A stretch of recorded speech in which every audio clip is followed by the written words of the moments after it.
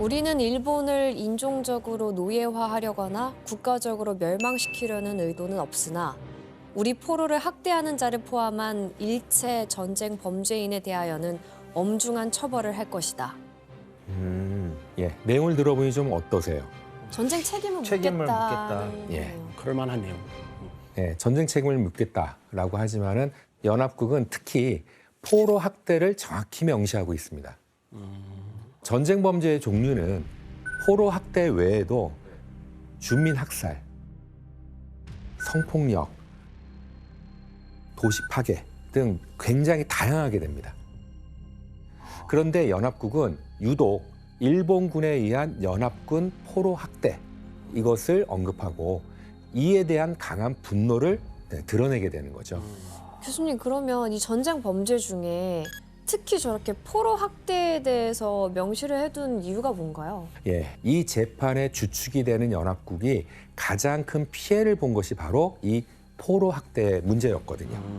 자국민들이 포함돼 있어서 그런 건가요? 그렇죠. 그러기도 하고 전쟁 중에 일본군에게 사로잡힌 연합군 포로의 사망률은 100명 중에 23명 정도에 달할 정도였어요. 그러니까 상당히 24%? 높은 비율인 거죠. 이는 제2차 세계대전 중 벌어진 포로 사망률 중 가장 높은 수치였습니다. 그렇다면 일본의 침략으로 피해가 극심했던 아시아 국가들은 포로 학대 처벌에 초점이 맞춰진 이 재판을 받아들였을까요? 먼저 목소리를 낸 건 중국이었습니다. 연합국의 일원이었으니까요.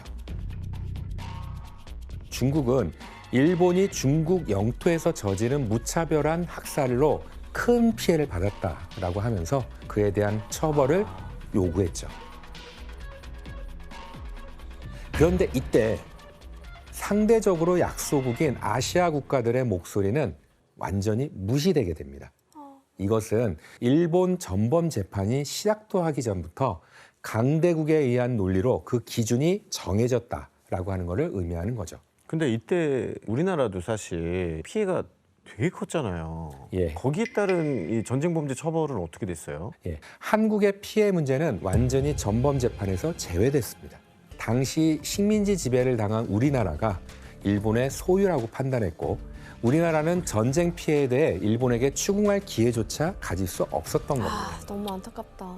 이렇게 식민지 지배를 당했던 아시아 국가들의 피해는 무시된 채 포츠담 회담이 진행됐어요. 그리고 회담이 있고 얼마 후 연합국은 일본에게 무조건 항복을 권유했지만 일본은 거부했었죠. 그러던 8월 6일과 9일 히로시마와 나가사키에 원자 폭탄이 투하되면서 결국 일본은 포츠담 선언을 수락하게 됩니다. 清は帝国政府をして米英四祖四国に対しその共同宣言を受諾する旨通告せしめたり耐え難きを耐え忍び難きを忍びもって万世のために大計を開かんと欲す 이는 곧 일본 정부가 전범들을 재판에 세우겠다라고 하는 것을 약속하는 것을 의미하죠. 일본이 전쟁에 항복하자 연합국은 미국의 주도하에 이 임무를 일본으로 보내게 됩니다. 유명한 사람일 것 같은데. 아유 너무 멀리서 찍으셨네. 근데 알잖아요, 형. 파이프 담배, 선글라스. 메가더 선배님. 예, 바로 미국의 전쟁 영웅 더글러스 메가더 장군이죠. 네. 메가더는 연합군 총사령부 일명 GHQ의 총사령관으로 임명되면서 일본을 통치하는 실질적인 지도자로 일본 땅을 밟게 됩니다.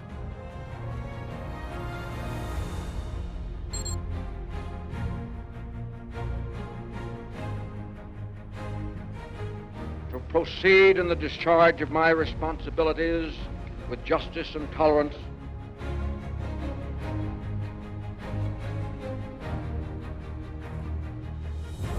그리고 이때 메가더의 등장은 이후 열리게 되는 일본의 전범 재판, 즉 도쿄 재판의 판도를 뒤흔드는 결정적인 계기가 돼요.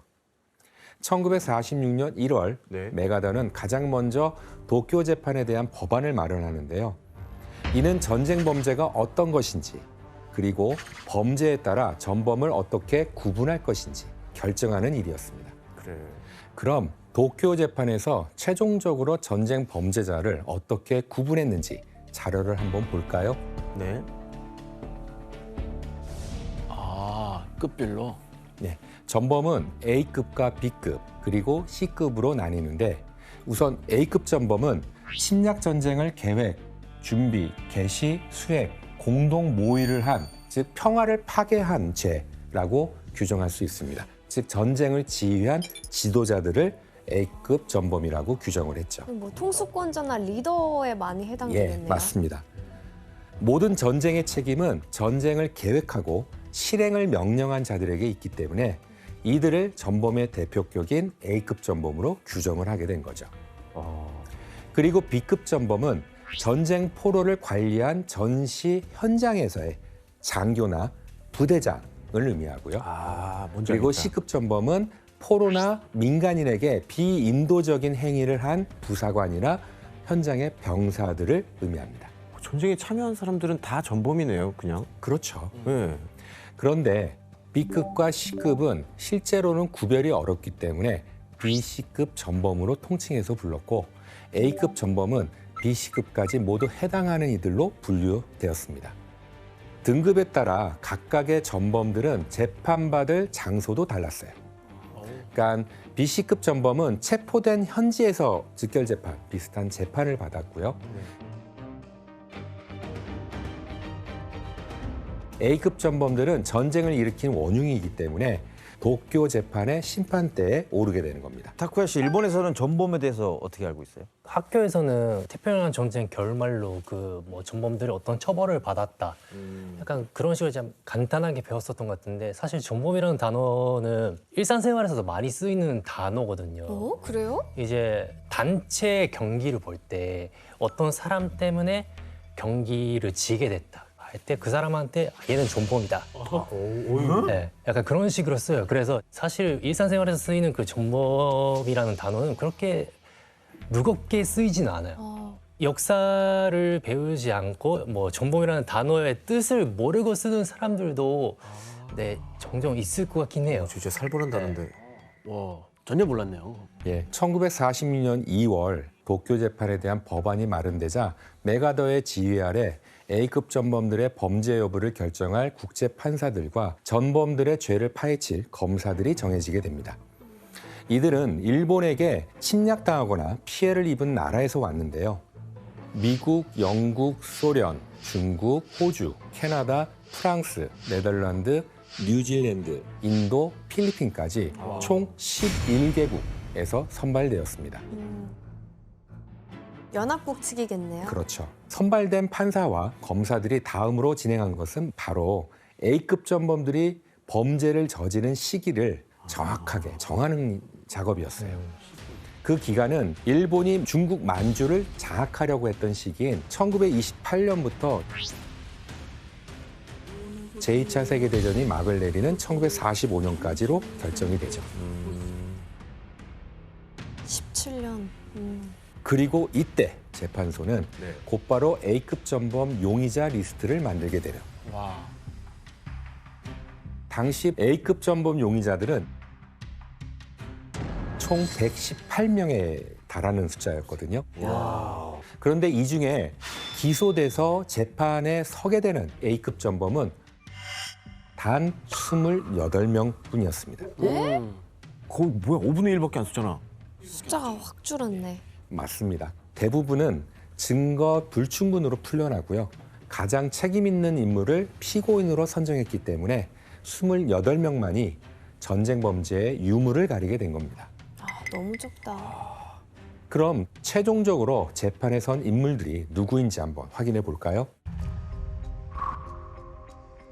도조 히데키. 도지데키.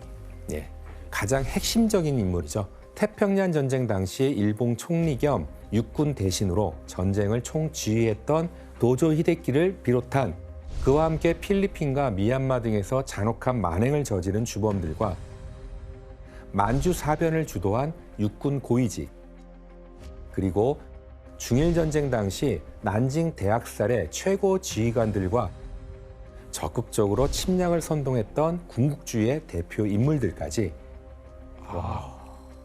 이들은 모두 침략 전쟁을 계획하고 전쟁 포로를 확대한 죄, 또 민간인을 학살한 죄, 그거로 1946년 5월 3일 도쿄 재판에 서게 되는 겁니다.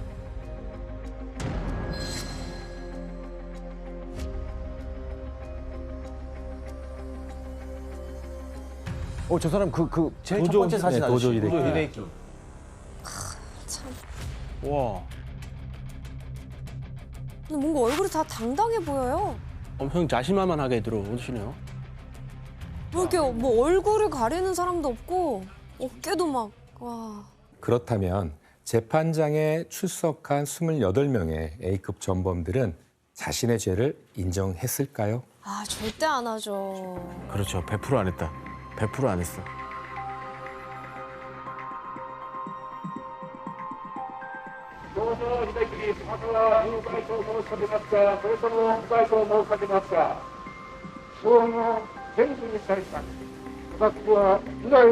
와, 진짜 대단하다. 저렇게 사람들 많이 죽여놓고.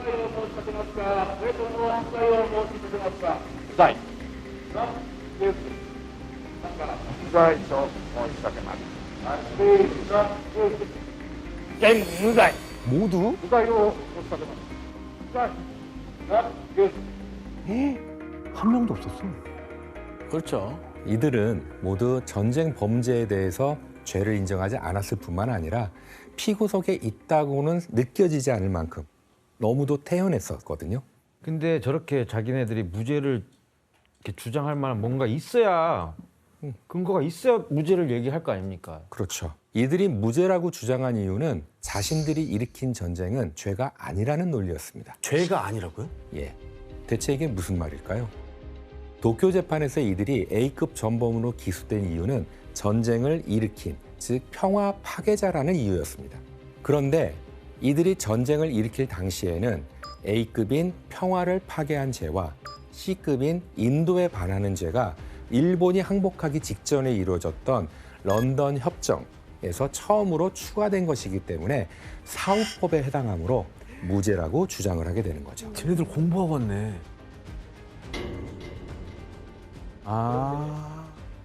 A급 전범들의 무죄 주장에 미국과 영국 등에서 파견된 검사 측은 이들이 제시했던 무죄 논리, 이거를 완전히 배척하게 됩니다.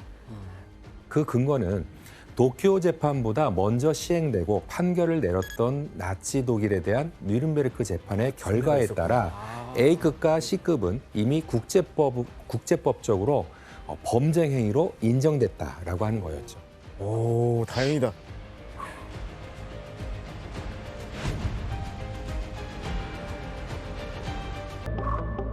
심지어 미국인이 보고 있는데. Killing in war is not knowledge from the fact that war is legal. 전쟁이 왜 합법이야? Legalized killing. 저런 변호사들도 참 대단해. However repulsive, however not warranted, has never been thought of as imposing criminal responsibility. At the bottom of Pearl Harbor is murder. We know the name of the very man whose hand loosed the atomic bomb on Hiroshima.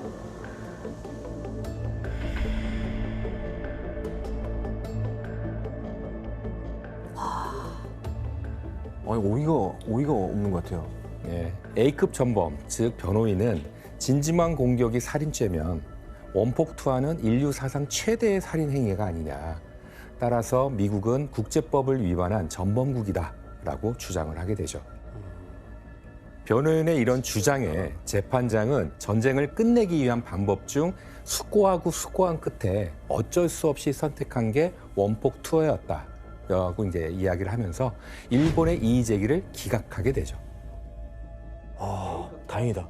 예, 이런 전범들의 무죄 주장에 검사 측은 이들이 얼마나 극악무도한 전쟁을 일으킨 A급 전범인지 낱낱이 고발하기 위해서 증인과 증거를 제시하기 시작합니다. 법정 투쟁이 되는 거죠. 일단 검사 측은 일본이 침략 전쟁을 시작한 시기를 매우 중요하게 봤습니다. 그리고 침략 전쟁의 시작을 알린 한 인물을 지목하게 되는데요.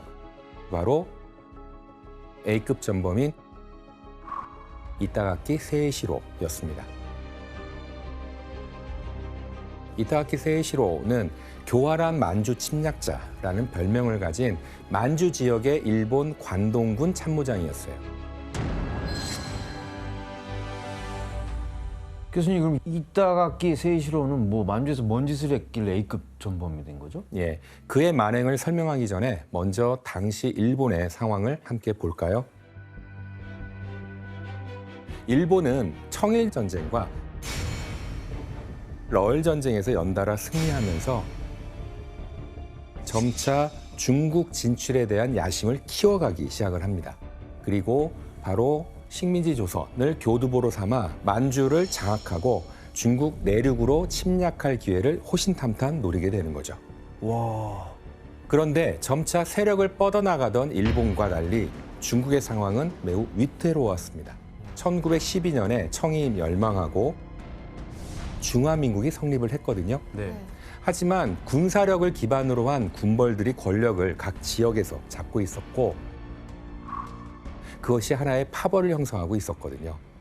이때 만주를 차지하고 있던 군벌의 우두머리가 장쩌린이라고 하는 인물이었는데 1928년 갑자기 그가 사망하는 사건이 발생하게 돼요. 장쩌린이 탄 열차가 폭발을 하게 되거든요. 수상한 사건은 또 있었어요. 장쩌린 폭발 사건 이후에 1931년 9월 18일 일본이 러일 전쟁에서 차지하게 된 남만주 철도 선로가 폭파하는 사건이 일어나게 됩니다. 폭파는 그냥 일어나지 않지. 그러자 일본은 선로 폭발은 중국의 공격이라고 주장을 했고요. 이를 빌미로 삼아서 삽시간에 만주를 장악하게 됩니다. 교수님, 이 사건도 약간 배후에 일본이 좀 있었다. 자작극이다라는 냄새가 좀 많이 나네요. 예리한 지적이었어요. 좀 매서웠죠? 예, 아주 날카로웠습니다. 물러서기 싫었습니다. 예, 도쿄 재판에서 내부 고발자가 등장을 하게 되면서 이거 내부 고발자 나왔어? 네, 있었어요. 만주에서 있었던 일련의 사건들에 대한 일본의 음모가 밝혀지게 되는데요. 증인으로 나선 내부 고발자는 가장 먼저 만주 사변을 일으키는 계기가 되었던 남만주 철도 선로 폭파 사건은 이타가키 세이시로가 주도한 일본의 자작극이었다라고 증언을 하게 돼요. 사실은 중국이 공격했다고 덮어 씌우게 되는 거죠. 만주를 점령하기 위한 하나의 계략이었습니다. 그리고 내부 고발자는 또 한 가지 충격적인 발언을 하게 되는데요. 뭐야? 장쩌린 폭발 사건, 이것을 일으킨 주동자 역시 이타가키 세이시로였다라고 하는 것을 증언하게 되죠. 두 개다.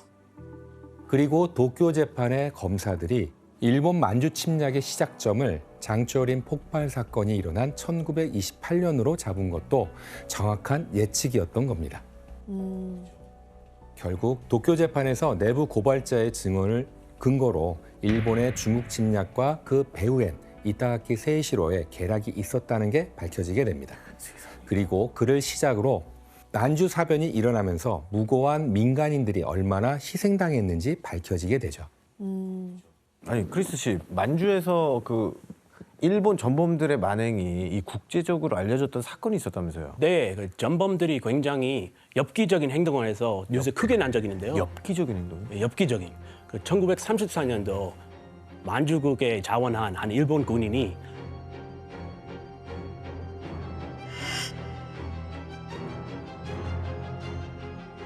당시 중국인 2명 참살하고 이들의 뇌를 악으로 만들어 먹었대요. 뇌를 갈았다고요? 네. 뇌를 갈았다고요? 어머. 맞습니다.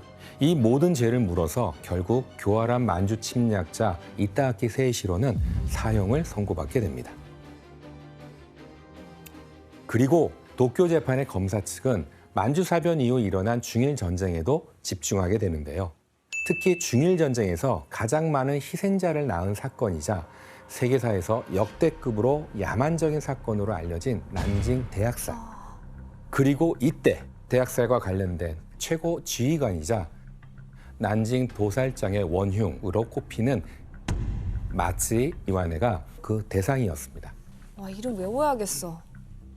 만주를 점령한 일본은 중국 본토를 차지하기 위해 중국 내륙으로 진격하게 되는데요. 상하이를 침략한 후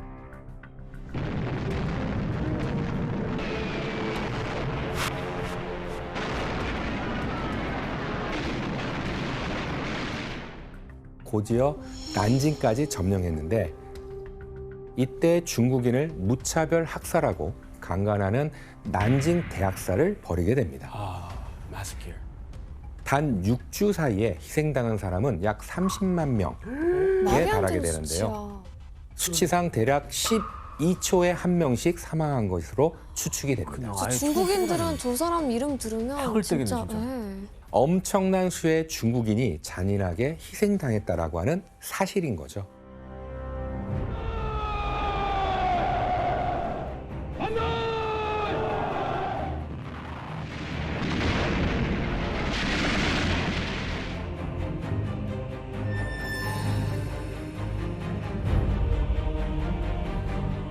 생매장인가요?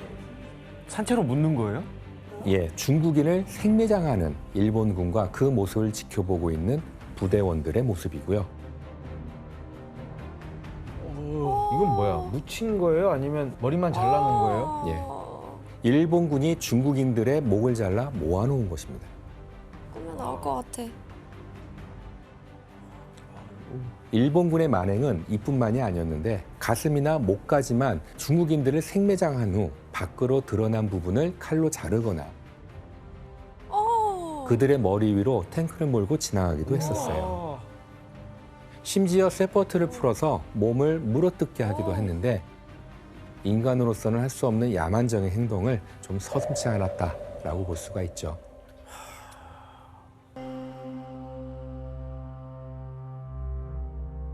뭐야?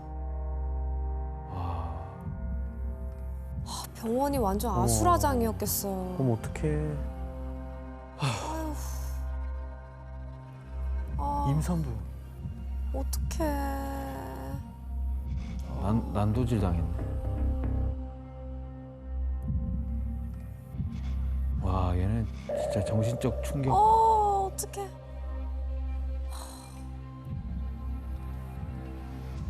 어? 어떡해. 정말. 아, 못 보겠어.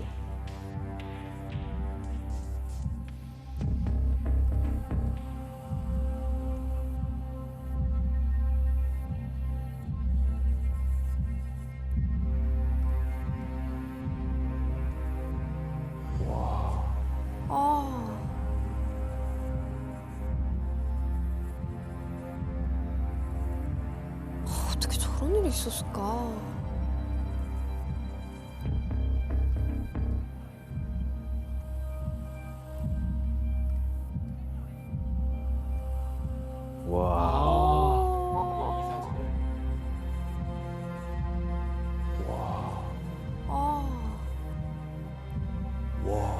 당시 난징은 거대한 인간 도살장이나 다름없는 모습이었다라고 합니다.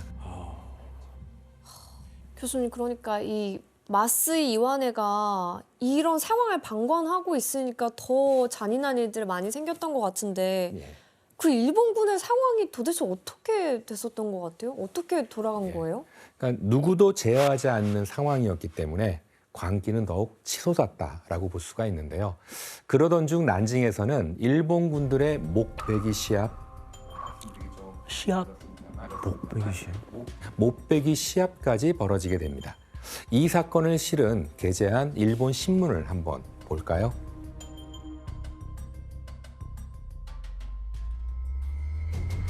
사진 속에 2명의 일본 장교가 사무라이 검을 이용해서 중국인 100명의 목을 누가 먼저 벨지 시합을 벌이면서 시작됐다라고 합니다.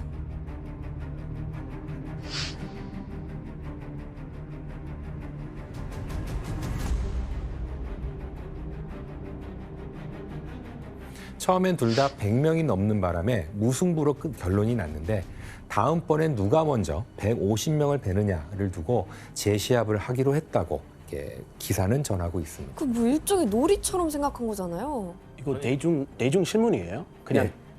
아니 지금 그리고 보면은 사진이 약간 좀 너무 당당한 것 같은 느낌인데 이게 왜 그런 거예요?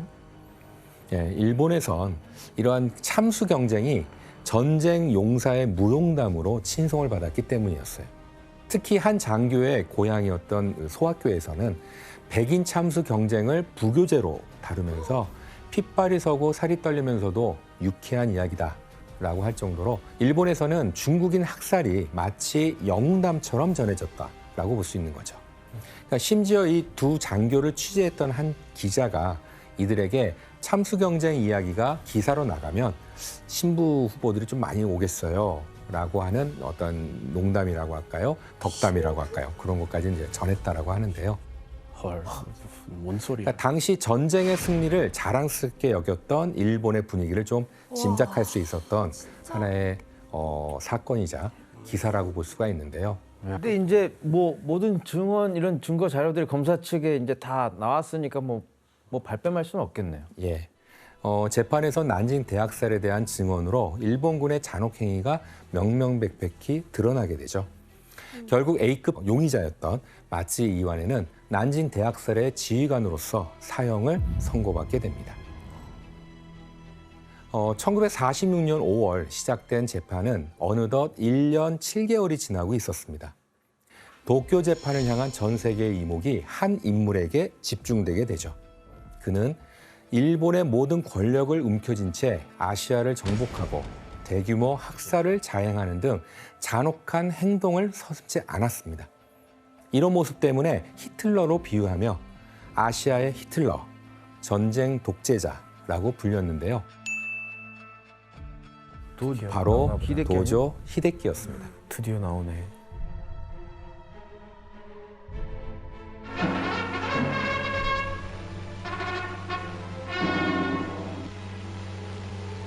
ただいま戦線の武装直が間髪られました。帝国の流体東亜の荒廃、まさにこの一戦にあり、一億国民が一切を挙げて国に報い、国に準ずるの時は今であります。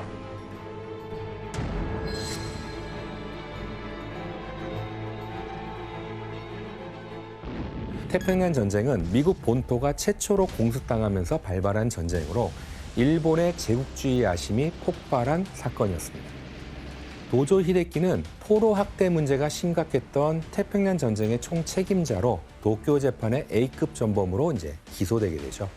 그리고 미국은 핵심 전범으로 도조 히데키를 지목했고 체포 명단 1호에 당연히 그가 포함되어 있었습니다. 체포령이 떨어지자 미군들은 도조 히데키를 체포하기 위해서 그의 집으로 향했는데요.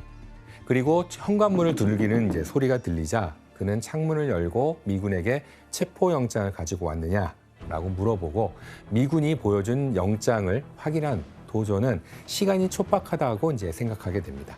그래서 곧바로 권총을 들어서 늘 확인했던 심장의 위치를 향해 방아쇠를 당기게 돼요. 총성이 들리자 미군은 현관문을 부수고 도조 히데키가 있던 응접실을 들어가게 되는데 이 사진은 미군과 함께 도조의 집으로 갔던 기자들이 이제 찍은 사진인데요. 도조 히데키는 응급처치를 받던 중 무언가를 계속 웅얼웅얼 거렸다라고 합니다. 대체 그가 하고 싶었던 말은 무엇이었을까요? 당시 그가 한 말이 한 기자에 의해서 공개되었는데요. 한 방에 죽고 싶었다. 시간이 걸린 것이 유감이다. 대동아 전쟁은 정당한 싸움이었다. 할복할 생각이긴 했지만 자칫하면 실수할 수도 있다. 천황폐하 만세, 시체는 유족에게 인도하지 않아도 좋다. 그러나 구경거리로 만들어서는 안 된다고 메가더에게 전해달라.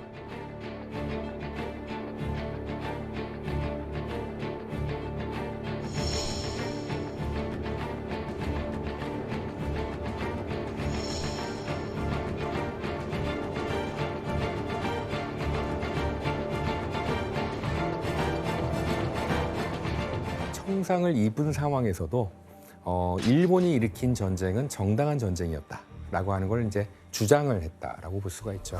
그는 미리 연습했던 대로 오발을 막기 위해 자기 가슴에 동그라미를 그려놨는데 그렇게까지 했는데 발사 순간 총이 좀 이렇게 들리는 바람에 총알이 심장에서 빗겨나고 말았다고 해요. 총도 못 쏘는 양반이. 이후 도조 히데키는 미군 병원에서 의식을 회복했고요. 그리고 자살 소동 이후 건강을 회복한 도조 히데키는 약 한 달이 지나서 A급 전범으로 도쿄 재판에 서게 됩니다. 회복도 빠를 정도면 되게 그냥 경상 아니야? 한 달 만에 회복할 정도면? 그러니까요. 그때 당시 이제 토조 히데키가 일본 병사들에게 이제 포로로 치욕을 당할 바 당하지 말라 그런 식으로 알려줬기 때문에 이 자살 시도를 하고 또 살았잖아요. 예. 그걸 보고 국민들은 또 이제 적을 죽이지 못할 망정 본인도 죽이지 못하냐 약간 그런 비판적인 시선이 있었다고 해요. 아니 근데 이쯤에서 이제 우리가 알고 넘어가야 될 게 이 도쿄 재판 심판대에 오른 그 도조 히데키 저 사람의 죄목은 뭡니까? 세계 전쟁을 일으킨 ABC 거죠. 다 해당될 것 같은데. 예. 도쿄 재판의 검사 측은 네. 토조 히데키가 태평양 전쟁 당시에 일본군으로 인해 목숨을 잃은 포로들을 묵인했다라고 이제 주장을 하죠. 실제로 태평양 전쟁에서 일본군에게 포로로 잡힌 2만 7천 명의 미군 중에 40%가 목숨을 잃었다라고 합니다. 그러니까 포츠담 선언에서 미국을 비롯한 연합국이 가장 우선시한 쟁점이 하나 있었는데 포로 확대하는 그렇죠. 것. 기억나시죠? 바로 포로 확대 문제였습니다. 그럼 C급이잖아요. 그러니까요. C급밖에 전쟁을 안 도모하기로 했으니까 A급에서 속하는 거죠. A, B, C 다 해당되는 거죠. 그래서 도쿄 재판의 검사 측은 이 문제를 집요하게 파고들었는데요.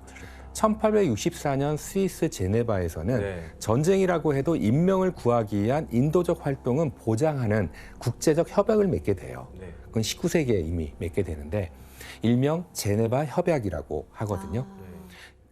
그리고 1차 세계대전이 끝나자 1929년에 그 협약의 내용이 추가가 되는데요. 그 내용을 한번 혜성 씨가 읽어봐 주실래요? 네. 전쟁 포로에게 가능한 구호와 보호 조치를 취하고 비인도적 대우를 하지 않으며 적대 행위가 끝나는 즉시 본국으로 송환한다.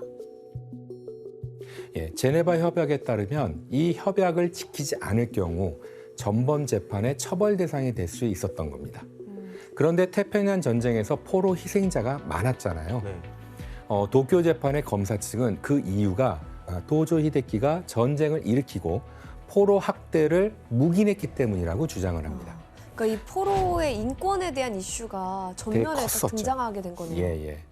그래서 태평양 전쟁 중 발생한 포로 학대에 있어서 도조 히데키의 책임이 크다고 판단한 거예요. 그러니까 이 포로 확대에 대해서 되게 민감한 이유가 특별히 따로 있는 거죠? 예. 연합국의 포로 희생자가 많았던 것도 문제였지만 미군을 대상으로 한 엽기적인 전쟁 범죄가 좀 밝혀진 것도 한 몫을 하게 됩니다. 사건이 발생한 곳은 일본 본토에서 남쪽으로 1000km 정도 떨어진 곳에 있는 지치지마 섬이었는데요. 이 섬은 일본 본토를 연결해주는 중간 보급로이자 군사적으로 전략적 요충지였습니다. 그렇다 보니 섬에는 일본군이 주둔해 있었고요.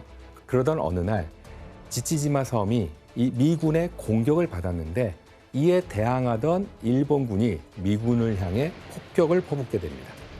그리고 이때 미군의 폭격기가 격추되면서 비행하던 미군들이 죽거나 바다에 빠지게 되었는데요. 그중 한 미군 중위는 간신히 탈출해서 미군에게 구조가 되는데 그가 바로 미국의 제41대 대통령인 조지 부시였어요. 예. 조종사였어요. 부시가 거기서 구출이 된 거예요? 구출됐었죠. 아빠 부시죠? 예, 아빠 부시. 예.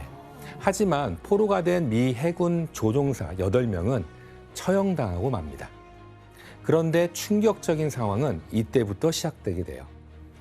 포로를 잡은 일본군은 군 내부에서 공로를 인정받아 연회까지 열게 되는데요.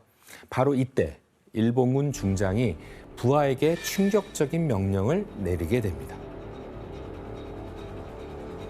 안주가 부족하니 처형한 미군의 내장을 가져와라 라고 호기롭게 얘기를 한 거죠. 안주가 부족해서 예. 인육을 미군 내장을 처형한 미군의 내장을 다녀와. 그러니까 농담스럽게 했다는 거죠? 아니 진시했습니다.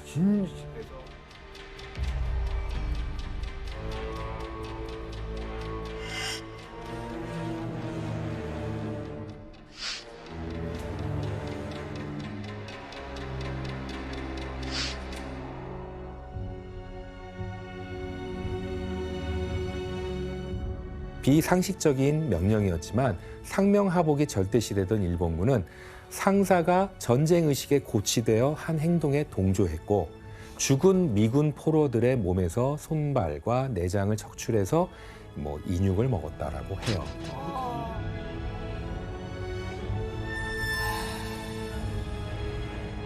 훗날 명령을 내렸던 중장은 포로 살해 그리고 사체 유기죄로 사형을 당했다라고 합니다.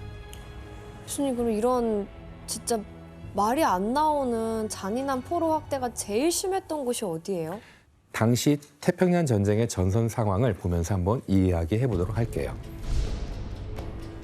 1941년 12월 도조 히데키의 야욕으로 침략 전쟁을 일으킨 일본은 진주만 공습 후 불과 6개월 만에 동남아시아와 태평양 일대를 거의 점령하게 됩니다.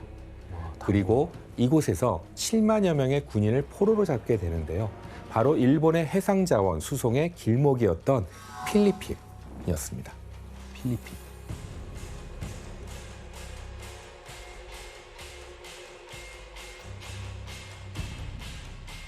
일본군은 필리핀군과 미군 포로를 잡은 후 1942년 4월부터 바탄 죽음의 행진이라고 불리는 포로들에 대한 잔혹 행위를 벌이는데요.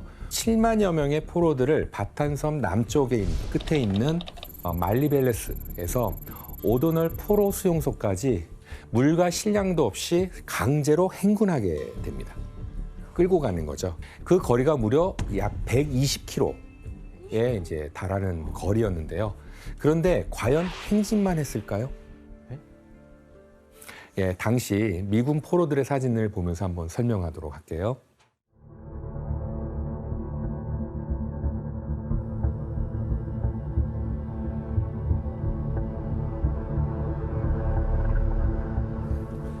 예, 이 사진들은 행진 중 찍힌 미군 포로와 시체들인데요.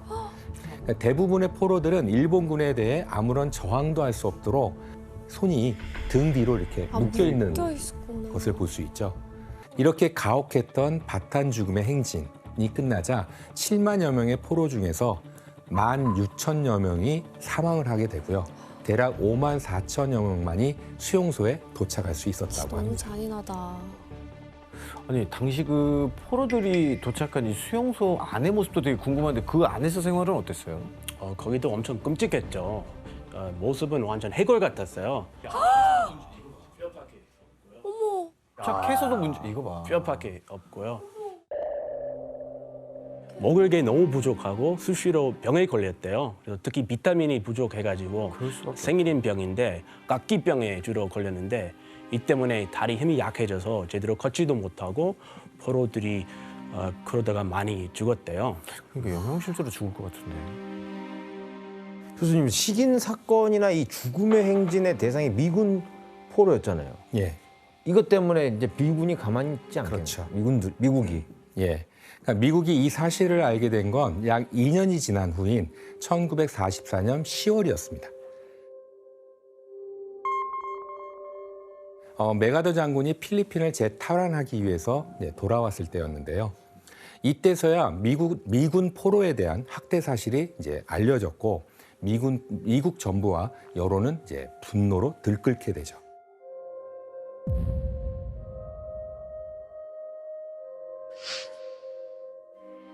그런데 아이러니하게도 태평양 전쟁 때 필리핀에서 수많은 부하를 잃었던 메가더가 연합군 총사령부인 GHQ의 총사령관으로 일본에 가게 된 겁니다. 그 때문에 메가더는 도쿄 재판의 포로 학대 문제에 더욱 촉각을 세우게 되는 건데요.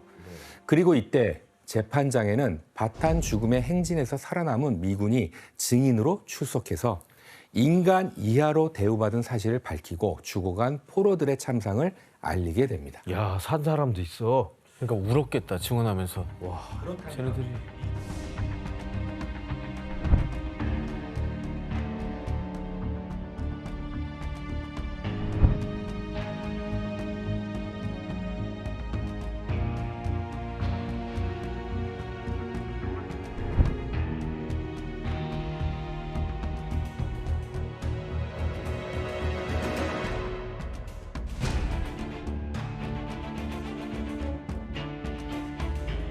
그렇다면 미군의 증언을 들은 도조 히데키의 반응은 어땠는지 한번 지원 씨가 읽어봐 주실래요? 오, 저 진짜 얼마나 화났을까. 포로 관리는 필리핀 담당 총사령관에게 있어. 모든 것은 담당 사령관의 재량에서 벌어진 일이요. 나의 명령으로 이루어진 일이 결코 아닙니다. 발뺌 하는구나. 예, 들어보니 좀 그렇죠? 예. 남 탓을 했어. 예, 이렇게 도조 히데키는 자기 부하에게 책임을 떠넘기고 자신은 죄가 없다고 주장을 하게 됩니다. 그런데 태평양 전쟁 시기 일본군의 포로 학대는 필리핀에서만 일어난 게 아니었어요. 그러니까 이들이 점령한 동남아시아와 태평양 전선 일대에서 동시다발적으로 발생을 했는데요. 가장 많은 포로 희생자가 발생한 곳이 어딘지 지도를 볼까요? 여기가 아니야. 바로 버마, 현재 미얀마라고 불리는 곳입니다. 당시 일본은 버마를 포함해서 동남아시아 전체를 점령하라는 야심이 있었어요. 그래서 1942년 12월 전쟁 물자를 운송하기 위해 버마에서 태국, 시암까지 있는 철도를 건설하게 하는데요. 여기에 전쟁 포로를 투입하게 되는 거죠. 그러면 이 철도 건설 과정에서도 희생자들 생겼다는 얘기인가요? 예. 일본은 철도 건설을 위해서 동남아 지역에서 전쟁 포로가 된 약 5만여 명의 연합군 포로와 약 20만 명의 아시아 포로를 투입하게 됩니다.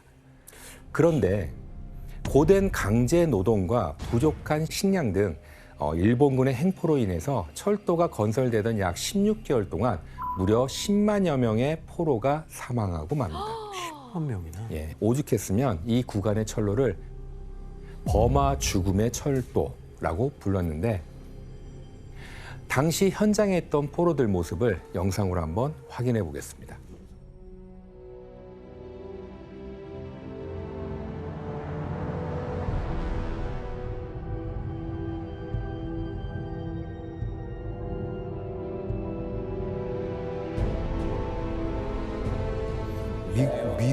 미국인의 체형이라고 볼 수가 없네요, 아예.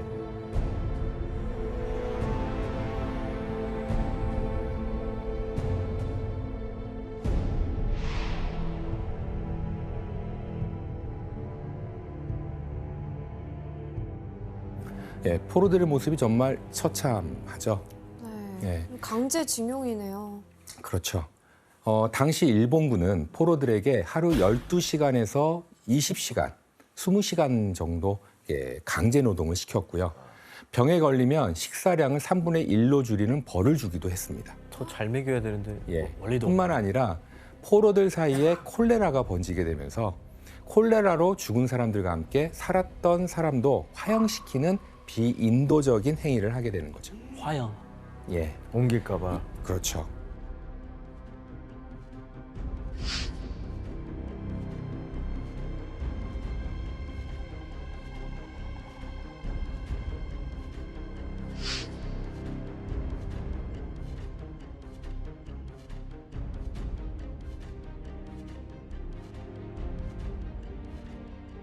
이렇게 잔인하고 비인간적인 강제 노동에 포로들을 투입하라고 명령한 인물이 있었는데 과연 누구였을까요?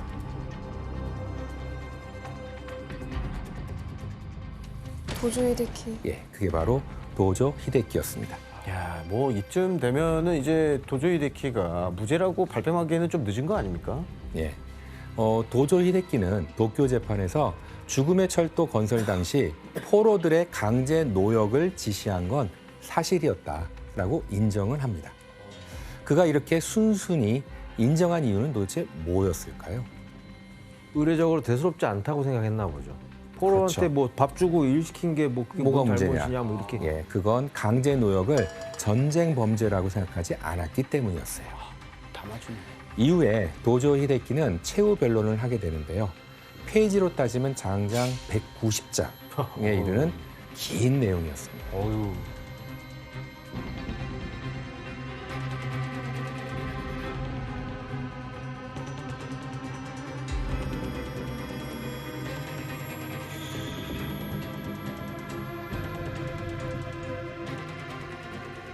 그는 변론을 통해서 일본이 개전을 결정한 것은 서구 세력으로부터 자신의 나라를 지키기 위한 선택이었다. 살기 위해 벌인 전쟁이었기 때문에 이거는 당연하고 정당하다라고 강력하게 주장을 했어요.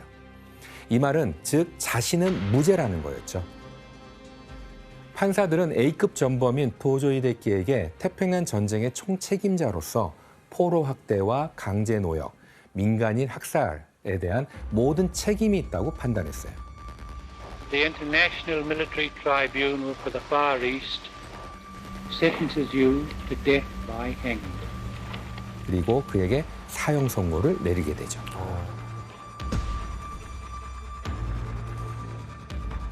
도쿄 재판은 일본이 10여 개국에서 일으킨 침략 전쟁과 그 과정에서 발생한 1,000만 명 이상의 희생자에 대한 책임을 묻고 합당한 처벌을 하기 위해 시작됐습니다.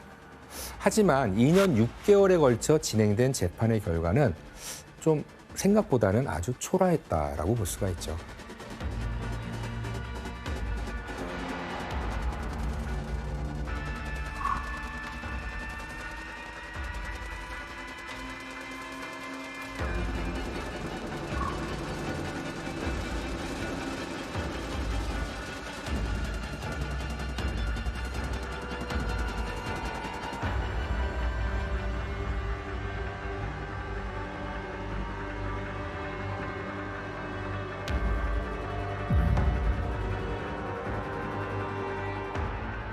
대체 왜 또 다른 전범 학살자들에 대한 처벌은 이루어지지 않은 걸까요? 그리고 이 사실을 묵인하고 덮은 건 누구일까요? 전쟁 범죄자들이 제대로 처벌받지 못한 배후에는 네. 바로 워싱턴 DC에 있는 미국 정부가 존재했기 때문입니다. 아니 뭐지 이거 되게 미국이 아이러니하네. 덮어줬다. 네. 미국 정부의 개입으로 가장 큰 변수가 생긴 것은 바로 이 인물에 대한 처벌이 언급조차 되지 않았다는 건데요. 그가 대체 누구인지 한번 사진으로 확인해 볼까요? 형 있네. 더 나쁜 놈이 있었네요. 천황이잖아요. 이분은 뭐 일본 타쿠야시 알죠? 네, 맞아요. 네. 일본 쇼와 초나님이네요. 아. 네. 이제 그때 당시는 뭐 육해군 통지를 했었고 이제 모든 권력을 가지신 분이라고 보시면 됩니다. 거의 신 같은 존재였잖아요. 신적인 존재. 그렇죠. 왕이었죠, 뭐. 네. 쇼와 천황은 대체 어떻게 전쟁 책임에서 완전히 벗어날 수 있었던 걸까요?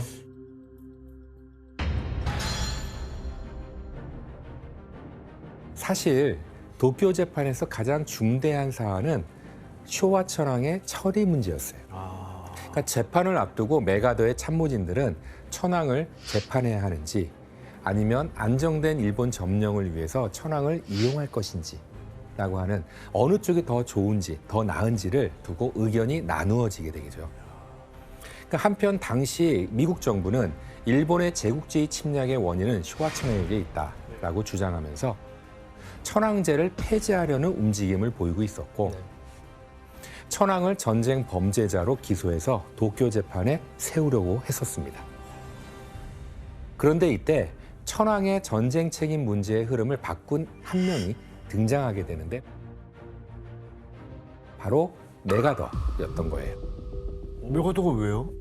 메가더는 천황을 전쟁의 책임에서 완전히 벗어날 수 있도록 계획하게 됩니다.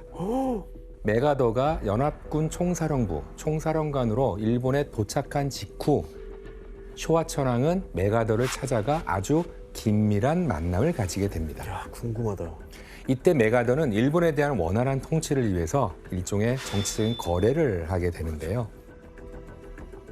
이 사파는 도쿄 재판이 시작되기 전인 1940년 1월 미국의 한 신문에서 발표된 풍자 만화인데요. 어떤 내용인지 한번 크리스 씨가 읽어봐 주실래요? 천황이 Fact is, I'm not God 이라고 했는데 그러니까 저기 앉아있는 메가더가 Do tell 이라고 했어요. 네. 저거는 천황을 너무 낮춘 말이잖아요. 난 신이 아닙니다. 왜? 근데 일본에서는 신으로 알고 있지 않나? 맞아요. 풍자 만화에서 본 것처럼 그 정치적 거래는 천황을 전범으로 법정에 세우지 않는 대신에 천황은 신격화된 권위를 내려놓고 일본 국민들의 형식적인 우두머리 역할만 한다는 거였어요. 그러니까 상징 천황제라고 하는 것이죠. 그리고 이후 천황은 자신의 신성성을 포기하는 일명 인간 선언을 하게 됩니다. 그러니까 메가더 입장에서 천황을 꼭두가시로 존재하게 하는 것이 일본을 통치하는 데 유리하다고 판단했던 거죠.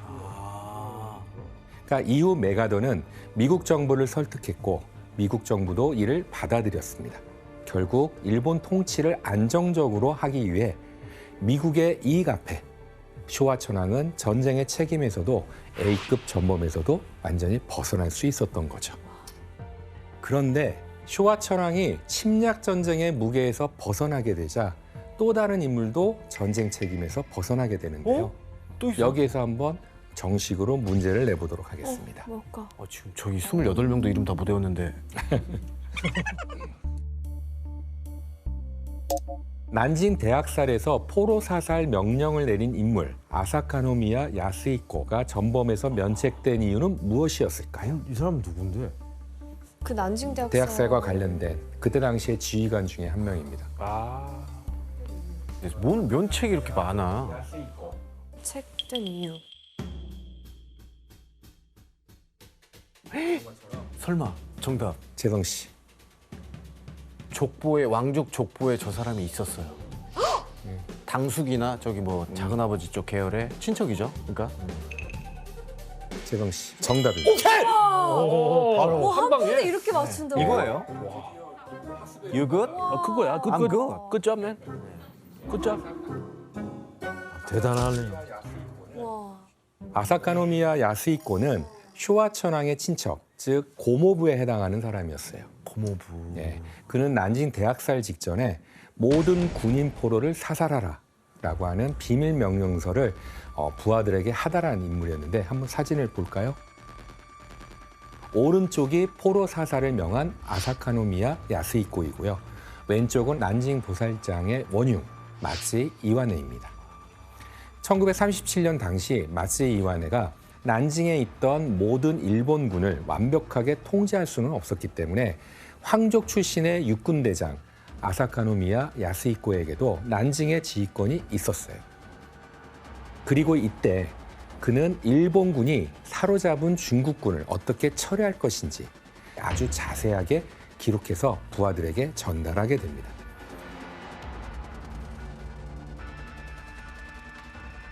야, 못됐다 진짜. 잔혹한 그의 명령에 중국군들은 사살당했고 더 이상 난징의 시민들을 보호해줄 자국 군인이 사라지자 단 6주 사이에 약 30만 명의 중국인이 희생당하는 난징 대학살까지 벌어지게 되는 것이었죠. 원흉이네. 하지만 그는 쇼와 천황의 친척이라고 하는 이유로 도쿄 재판에 기소조차 되지 않았고 난징 대학살의 모든 책임은 모두 마츠이 이와네에게로 넘어가게 됩니다. 야, 그럼 뭐 교수님 그럼 천황의 이 친족들은 거의 뭐 처벌을 안 받은 거예요? 다 싹 다? 도쿄 재판에서 천황의 친족 중 전쟁 책임에 대해 처벌받은 사람은 한 명도 없습니다. 뭐야?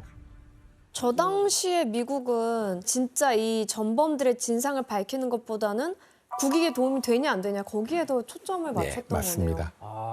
아니 그건 누가 결정을 내린 거예요? 메가더를 메가더 포함한 선배님이 미국이 그분 되는 거죠.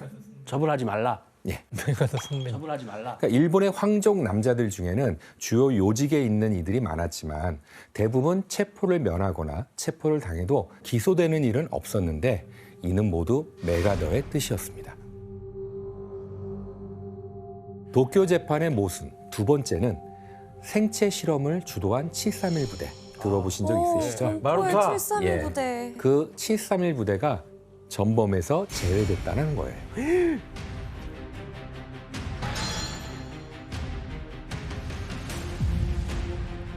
731 부대는 중국 하얼빈에서 민간인 생체 실험을 주도하며 생화학과 세균 병기를 사용한 연구에 집착을 하는데요. 중국인, 조선인, 러시아인 등을 대상으로 인체 실험을 지휘하게 됩니다.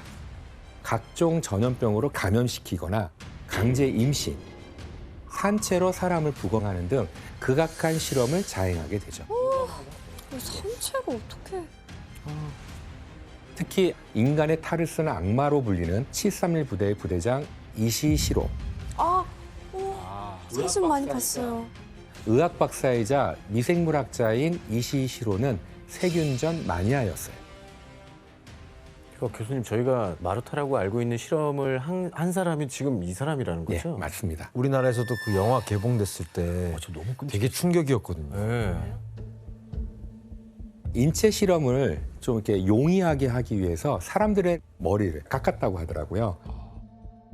그 모습이 마치 마루타, 즉 통나무처럼 보인다고 해서 그 통나무란 뜻이에요? 그렇게 불렀는데 이시시로에게 인간은 그저 실험 도구에 불과했던 것이죠. 약간 사이코패스 느낌.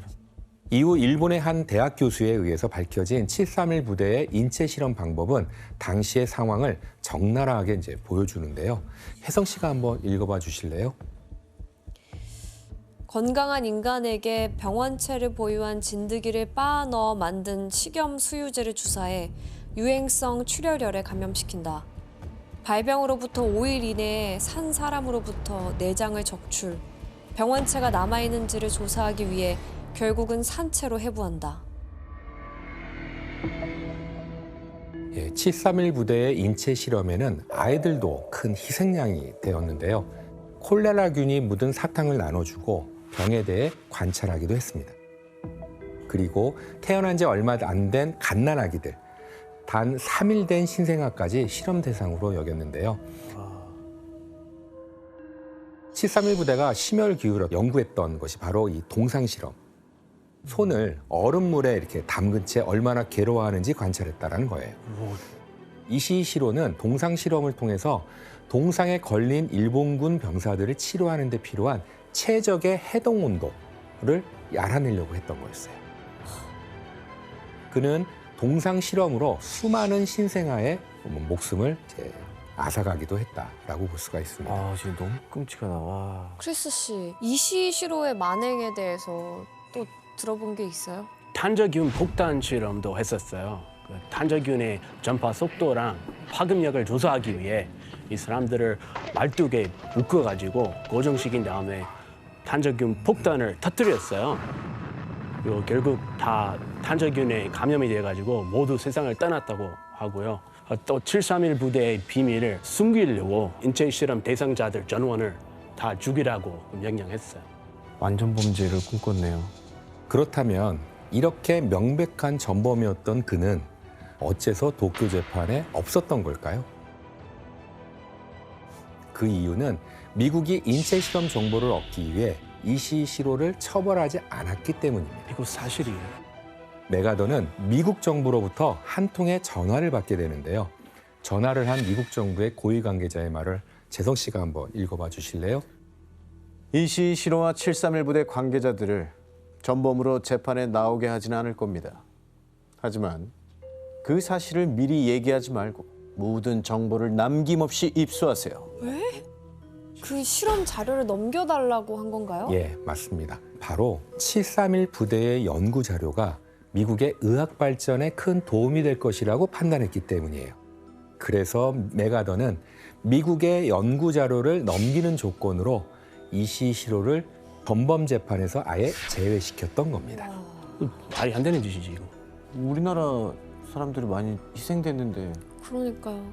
그 이후로는 뭐 재판에 안 서고 이 사람 뭐 어떻게 됐어요? 예, 미국은 연구 자료를 넘기기로 한 이시시로에게 약 25만 엔을 대가로 지불했어요. 뭐요? 돈을 줬다고요? 예, 당시 공무원의 4년치 연봉에 해당하는 큰 금액이었습니다. 심지어 돈까지 줬어요. 예, 그리고 심지어 이시시로를 첨단 시설이 갖춰진 미국 육군 기지로 데려가 세균 무기 개발을 하는 실험소에 고문으로 삼기도 했습니다. 와. 이후 그의 자취는 공개되지 않았는데 일부 알려진 사실에 따르면 그는 일본으로 돌아와서 병원까지 개업하고 자유롭게 살았다고 합니다. 그리고 다른 731 부대원들도 의학 관련 분야에서 굵직굵직한 자리를 이제 차지하게 되죠. 너무 화가 난다. 예, 결국 미국의 이익 앞에 731 부대원들은 전범으로 처벌받지 않았고 오히려 그 대가로 편안한 삶을 살았다고 이렇게 알려져 있는 거죠. 말이 안 돼요. 그런데 이렇게 전쟁 범죄에 대한 혐의를 벗은 인물 중에는 훗날 일본 정계에서 거물로 성장한 정치인도 있게 됩니다. 우리도 알고 있는 사람. 바로 일본의 전 총리 아베 신조의 외할아버지로 알려진 기시 노부스케였어요.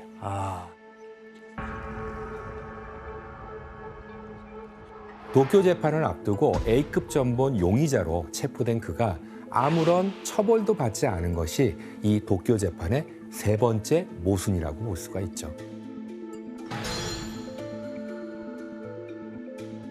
일본이 만주를 침략한 이후 기시 노부스케는 만주국의 인사와 재정을 총괄하는 직책에 있었는데요. 그는 당시 731 부대장 이시이 시로의 직속 상관이자 후원자였다고 볼 수가 있는 거죠. 사실 731 부대의 인체 실험이나 생물학 개발은 기시 노부스케의 지시와 허가 없이는 존재할 수 없었다고 볼 수가 있습니다.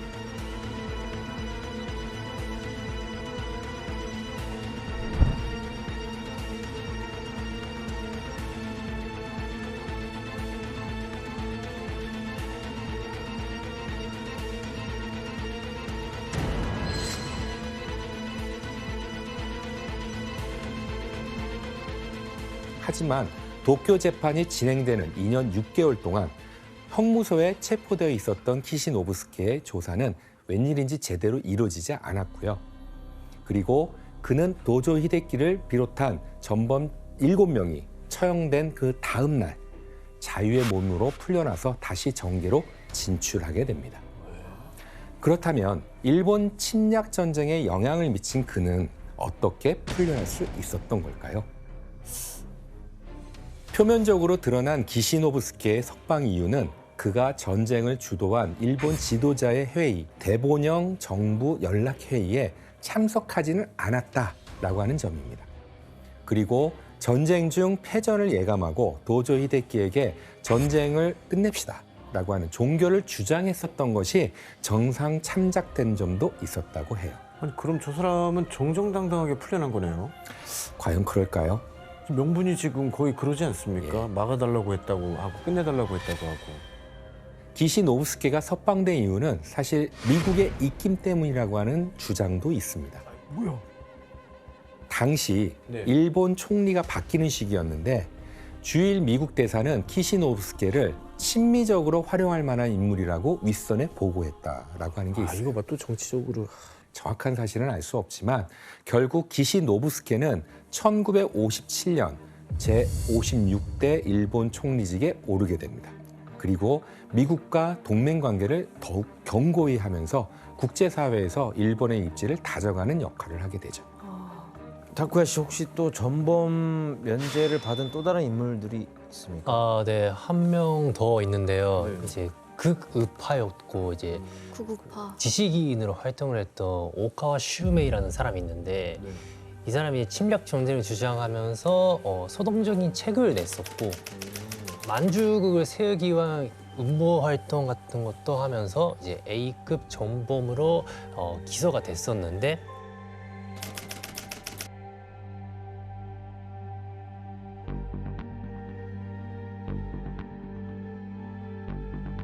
토조 히데키 뒷자리에 앉아 있었는데 앞에 도조 히데키가 있네. 네. 그런데 재판 초기에 풀려났어요. 왜? 맨발로 왔네. 되게 특이하게 왔어요. 잠옷에다가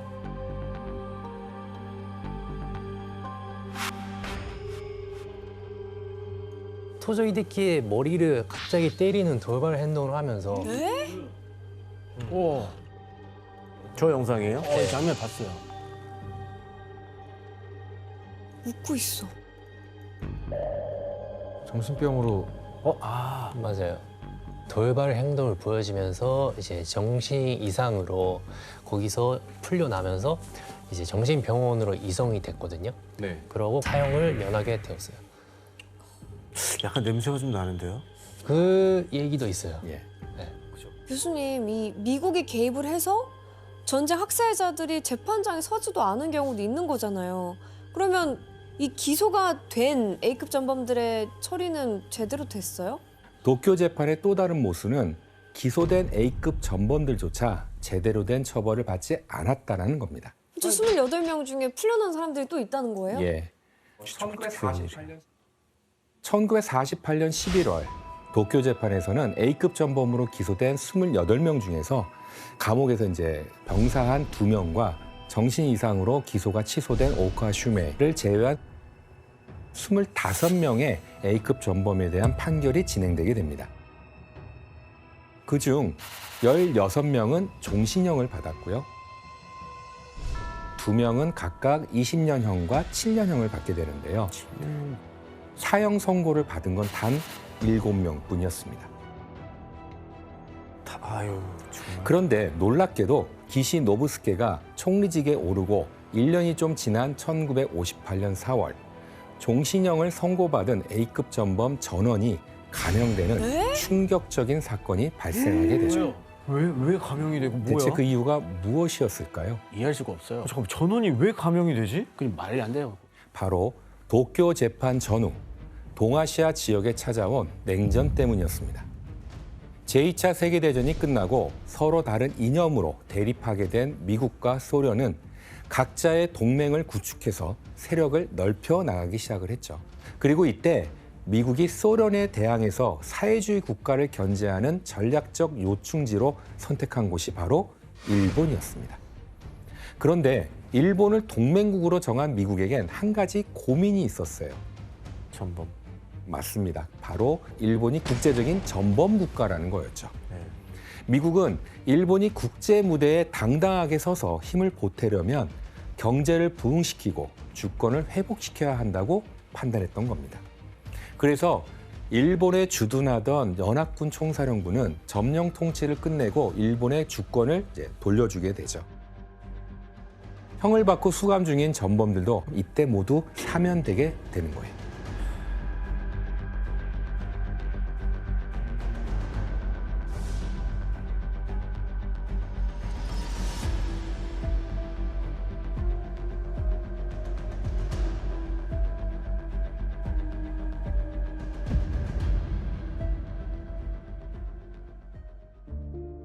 제2차 세계대전의 전범 국가인 일본과 독일은 같은 전범 재판을 치렀지만 전범에 대한 책임에 대해서는 좀 전혀 상반된 자세를 취해왔습니다.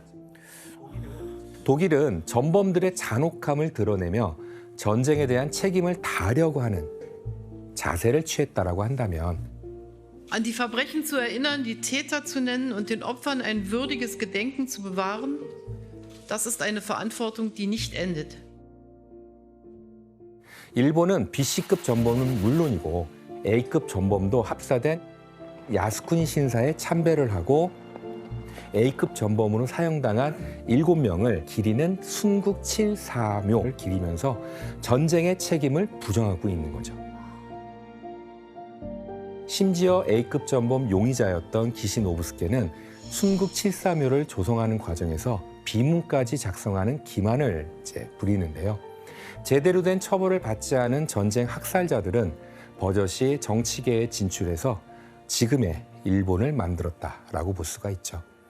일부 역사가들은 일본의 이런 태도가 도쿄 재판에서 전범들이 제대로 처벌받지 못했기 때문이라고 역사적인 평가를 합니다. 이것이 바로 도쿄 재판이 우리에게 남긴 역사인식이 아닐까 생각합니다. 역사는 있는 그대로 평가하고 이를 토대로 그 책임을 온전히 다할 때 바로 설 수 있다고 볼 수 있습니다. 주가가 천정부지로 올라간 1989년 12월 대부분의 주식 전문가는 1990년에 주가가 더 상승한다고 예측을 했습니다. 하지만 1990년 새해가 되자마자 주식은 곤두박질 치기 시작했습니다.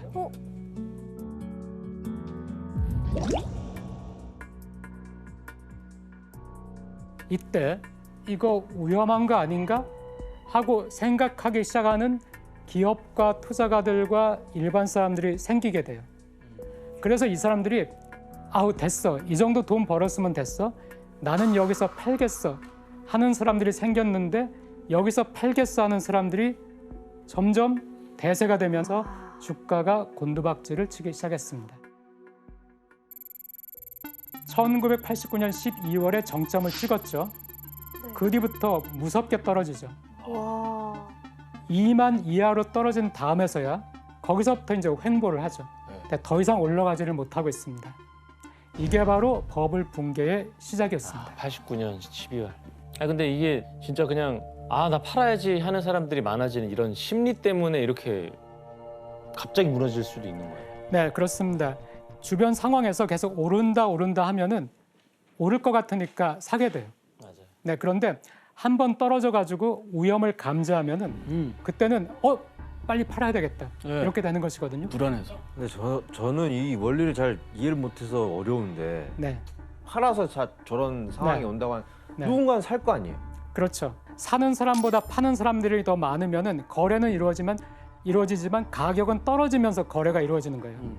가격을 낮춰서 그렇구나. 그렇죠. 가격이 떨어지면서 거래가 이루어지는 거예요. 그런데 그 일본의 중앙은행은 이제 이게 버블이라고 판단을 한 거예요. 그래서 금리를 계속 올려가지고 6%까지 올리고 대출 규제를 더 강화를 한 거예요. 지난 몇 년 동안에 저금리니까 은행에서 최대로 대출을 받아서 투자를 했던 일본인들은 이제 채무 부담이 다가오는 거예요. 금리가 높아졌어. 오, 이제- 이자 비용이 엄청 커지잖아요. 그렇죠. 이자 비용이. 이렇게 되니까 사람들이 빨리 내 집 팔아가지고 이 빚 갚아야 되겠네? 이렇게 되니까 쏟아져 나오는 매물에 부동산 가격이 점점 떨어지게 되죠. 그게 크네. 그런데 이런 사례가 이제 일본에서 속출하기 시작했습니다. 문제는 그 다음이었습니다. 부동산과 주식을 팔아도 대출금을 갚지 못하는 사람들이 늘어나면서 상환이 어려운 부실채권이 쏟아져 나오기 시작한 것입니다. 이 부실채권의 규모가 93년에 약 13조 엔에 달했다는 보고가 있고요. 이것이 90년부터 96년까지 금융기관 16군데가 도산을 하게 됐습니다. 줄도산을 했구나. 네, 이때부터 이제 우리가 얘기하는 잃어버린 20년의 서막이 열리기 시작한 거죠. 네, 그래서 이제 버블을 부추긴 은행들, 대출을 막 부추긴 은행들, 이 은행에 대한 그 복수심 때문에 복수를 강행하는 사건도 있었습니다. 阪和銀副頭取射殺される中年の男部長呼びかけ数発和歌山出勤の車を襲う名古屋住銀支店長射殺される後頭部に貫通の傷マンション自室前 무시무시하죠. 그러네요. 아 정말 무시무시하네. 이게 모두 1년 사이에 일어난 일입니다. 두 사건 모두 은행원이 살해됐잖아요. 네, 그래가지고 그 점에서 주목을 끌었는데 가장 유력한 것은 버블 경제가 붕괴된 이후에 원한을 가지게 된 그 야쿠자 조직에서 살해한 것이다 라는 소문만 굉장히 무성했는데 하지만 결국 범인은 잡히지 않았습니다. 금리가 오르면서 갚지 못하는 야쿠자 기업들이 대출을 권했던 은행원들을 원망해서 이들을 공격하게 되었다. 이런 결론이 나오기도 한 거죠. 그래서 스미토모 은행에서는 융자부 직원 40여 명에게 방탄조끼를 나눠주기도 했습니다. 그럴만하지. 이렇게 죽어나가는데 정찰 없는 나라에. 네, 그렇습니다. 이런 은행권 등 기업 테러가 1992년부터 이때까지 약 19건에 달했고요. 은행들의 이런 부실 채권이 나중에는 약 800조 원까지 되는 것으로 추정이 됐기도 했고요. 그중에 약 40% 정도는 야쿠자와 연관이 있는 기업에 대한 대출이 아닌가 이런 의혹도 있었습니다. 버블 경제 붕괴로 혼란해진 사회 분위기와 돈을 갚지 못해 한순간에 빚더미에 오른 일본 사람들 사이에서는 새로운 유행도 나타나기 시작했습니다. 바로 백엔숍이라는 것이 생겼습니다. 있어요. 가봤어. 그래. 다 백엔이에요. 100엔으로 다 살 수 있어. 네. 백엔. 그리고 또 유니클로.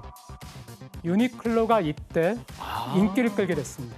왜냐하면 저렴한 가격에 좋은 옷을 공급한다는 것이 유니클로였거든요. 이렇게 버블 경제가 무너지니까 일본은 순식간에 또 수렁에 빠지게 됐고요. 금리가 아까 6%까지 올라갔다고 했죠. 일본 정부가 놀란 거예요. 일본 은행이. 이거 너무 올렸구나. 지금 이게 큰 문제가 되네. 해가지고 이번에는 또다시 3년 만에 계속 내려가지고 1.75%까지 또 내렸어요. 근데 그때까지는 정부도 일본 사람들도 또 외국까지도 이걸 일시적인 경기 후퇴로 생각을 한 거예요. 이게 20년까지 갈 거라고는 생각을 못했죠. 네. 근데 이때 예상치 못한 사건이 일어났습니다. 다시 한번 일본 경제에 타격을 준 일본으로서는 불행한 사건이 일어났는데요. 그는 1980년대 말에 세계 5위의 국제적인 항구였어요. 그래서 그 연간 교역량이 한화로 약 64조 원에 달하는 일본의 4대 무역항 중에 하나였고요. 일본 무역량의 약 11% 정도가 고베항에서 이루어졌습니다. 교수님, 근데 고베에서 무슨 일이 일어난 건가요? 1995년 1월 17일 고베에서는 일본의 산업 기반을 무너뜨리고 또 경제 회복의 의지에 찬물을 끼얹는 일이 발생을 했습니다. 바로 고베 대지진으로 알려진 한신 아와지 대지진이 그때 일어났습니다. 대지진이 있어.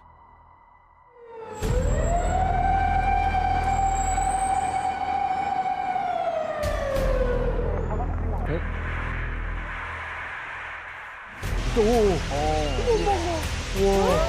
마이 갓.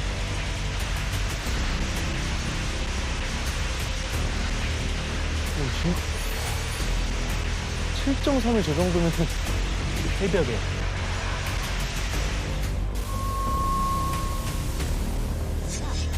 와, 초토화됐다. 전쟁 일어난 것처럼 좋겠네.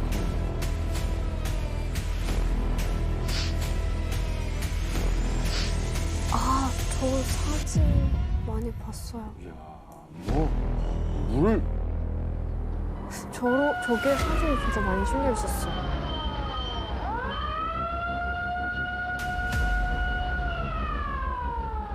와, 인명피해도 진짜 많았겠다. 그러겠네요. 네, 정말 무섭죠. 보기만 해도 무섭죠. 땅이 여기저기 갈라져서 고층 빌딩들이 붕괴가 됐고요. 고베와 오사카를 잇는 한신 고속도로의 철근이 부러지듯이 꺾여버리고 말았습니다. 단 20초 동안에 일어난 지진인데 이걸로 도로와 건물이 순식간에 파괴되면서 6,434명의 사망자가 발생했고요.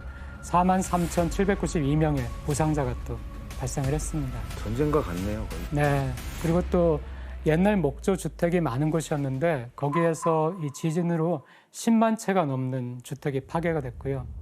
또 지진이 발생하면은 의외로 또 화재가 발생을 해요. 그래서 이 화재로 많은 사상자가 발생을 했고요.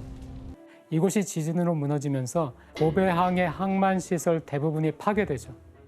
그래서 이 지진으로 도산한 기업이 한 달 반 동안에 22곳 도산을 했고요. 또 1997년 말까지 3년간 약 394건에 달하는 기업 도산이 있었습니다. 그런데 이 대지진의 여파가 여기에서 또 끝이 아니었어요. 고베에서 큰 지진이 나니까 피해 복구를 위해서 돈이 필요하죠. 그 돈들을 외국에서 들여오면서 다시 또 외국에서 달러가 일본으로 들어오니까 엔화가 또 비싸졌죠. 지금 그렇지 않아도 일본 경제가 힘든데 수출이라도 많이 해야 되는데 또 일시적인 엔고 현상까지 발생하고. 설상가상이네요. 네, 그렇습니다. 그래서 일본 은행에서는 더 금리를 낮췄어요. 아까 1.75%까지였는데 또 0.5%까지. 0.5%? 거의 제로. 거의 없는 거네요. 네, 0.5%까지. 네. 하지만 0.5%까지 금리를 낮췄는데도 기업들이 힘들었어요. 왜 그랬을까요? 왜 힘들었을까요? 기업들은 왜 살아나지 못했을까요? 돈을 사람들이 안 쓰니까 돈을 빌릴 수 있어도. 네, 내수 경기가 좋지 않으니까 일단 기업들도 힘들었고요. 그런데 거기에다가 기업도 많이 돈을 빌린 거예요. 빌려가지고 부동산이나 주식에 투자를 한 거예요. 근데 빌린 돈은 그대로 있잖아요. 이거는 깎이지가 않죠. 그러니까 금리를 아무리 낮춰줘도 이제 더 이상 빌릴 수가 없는 거예요. 사업을 해가지고 조금이라도 이익이 나오면은 이거를 빚을 갚는데 급급한 거예요. 그러니까 설비 투자도 할 수가 없고 또 기술 개발을 위한 R&D 투자도 힘들고요. 그래서 점점 힘들게 되는 것이죠.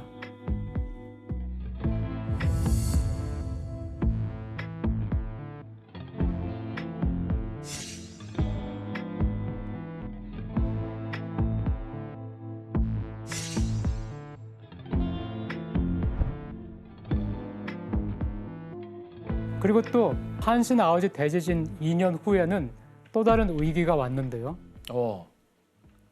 IMF. 그렇죠. 우리나라에서. 네, 그렇죠. 이게 또 아시아를 강타하잖아요. 홍콩 증시 폭락 등 동남아 금융 위기의 파문으로 다시 흔들리고 있습니다. 외국인 투자자들이 연일 주식을 내다 팔면서 주가가 곤두박질 치고 있습니다. 단 10분 만에 20포인트 가까이 떨어진 주가는 개장과 동시에 폭락하고 있습니다. 실제로 외국인들은 우리 증시에서 지난달 3천억 원어치의 주식을 판 데 이어 이달 들어서도 오늘까지 5,800억 원어치를 팔았습니다. 미국으로부터 시작된 호화 위기가 필리핀과 인도네시아 아시아를 강타한 그 외환 위기가 발생하니까 이것도 역시 일본 기업들에게 안 좋은 일이죠. 가장 충격적인 소식은 일본 4대 증권사 중 하나인 야마이치 증권이 폐업을 결정합니다. 証券の一角を占めていた山一証券は事実上倒産し、100年の歴史の幕を閉じることになります。私らが悪いんです。社員は悪くございません。一人でも二人でも皆さんが力を貸していただいて再就職できるように。 자진배요.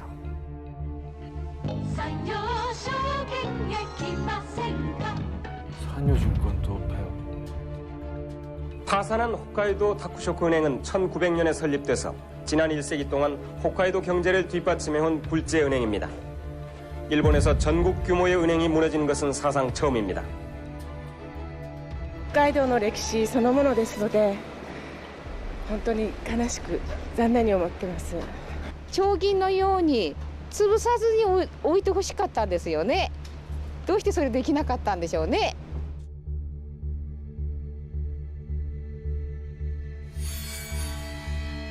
절망적인. 그 회견이 한국에서도 굉장히 화제가 됐었어요.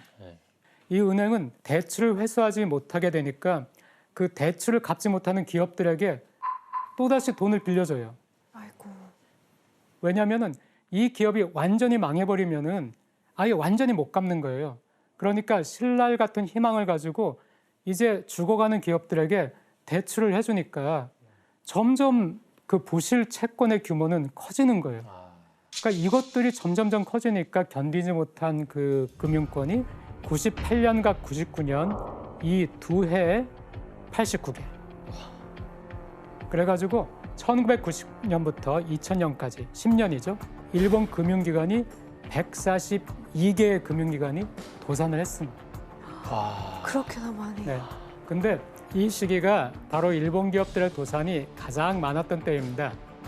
특히 98년에는 일본 내 도산한 회사가 19,171개 회사가 도산을 했어요. 그래서 일본 역사에서 사상 최대, 그리고 개인 파산 건수 역시 전후에 처음으로 10만 건을 돌파를 합니다. 그 전년도에 비해서 1.5배나 급증을 했습니다. 그리고 이때 주식과 부동산 가격이 폭락하면서 빚더미에 앉게 된 이들이 극단적인 선택을 하는 거였어요. 1997년에는 2만 4천여 명이었는데 그 다음에 3만 2천 명으로 늘어났고요. 또 그 다음에는 3만 3천 명. 2003년이 그 최악이었는데 2003년에는 자살 사망률이 가장 높았어요.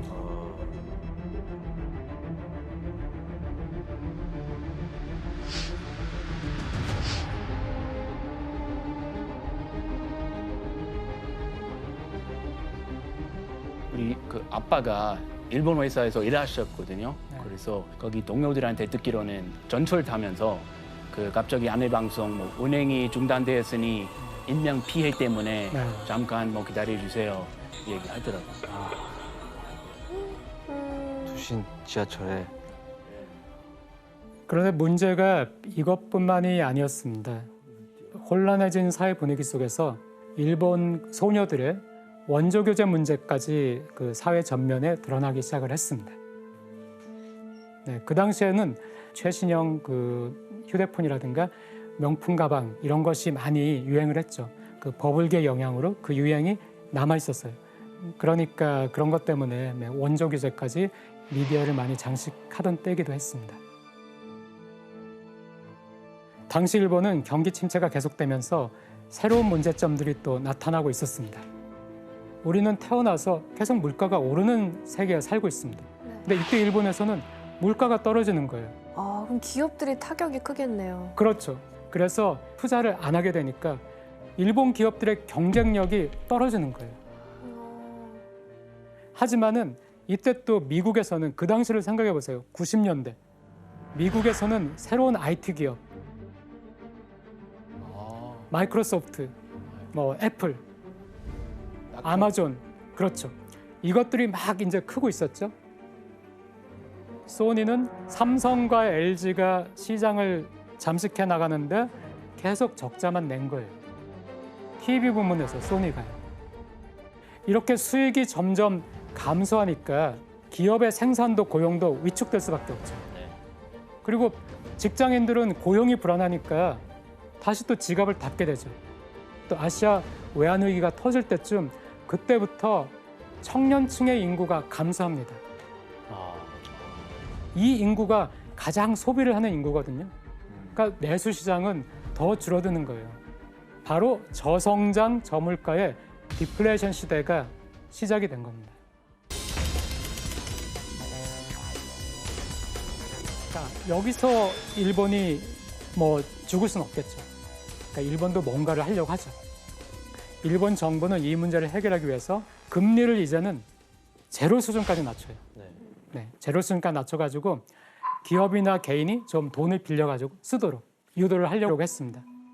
그래서 버블 붕괴 후에 일본의 만성적인 경제 문제가 된 이 디플레이션을 잡기 위해서 2001년에 용감하게 나선 사람이 있었습니다. 그 사람이 바로 일본의 87, 88, 89대 총리인 고이즈미 주니치로. 고이즈미 총리는 개혁 없이 성장 없다라고 주장을 했습니다. 우리도 뭔가 효율적으로 한번 바꿔보자 이렇게 해가지고요 강력한 그 구조 개혁을 하기 시작했습니다. 그래서 예를 들어서 우정 민영화라고 우체국이 공기업이었는데 고이즈미가 이거 안 된다. 우정 민영화 하겠다 해서 민영화를 하고요. 또 부실 채권이 많이 쌓였다겠죠. 고이즈미가 이것도 안 돼. 부실 채권도 해결하겠어. 그래서 이거를 정부가 차라리 사가는 거예요. 부실 채권들을. 그리고 대출도 이제 죽어가는 기업에 더 이상 대출은 안 돼. 이런 식으로.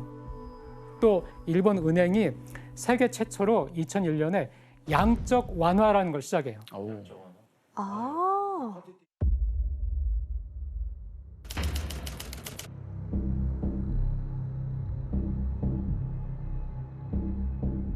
그 돈을 시중에 많이 풀었다는 얘기죠. 네, 그렇습니다.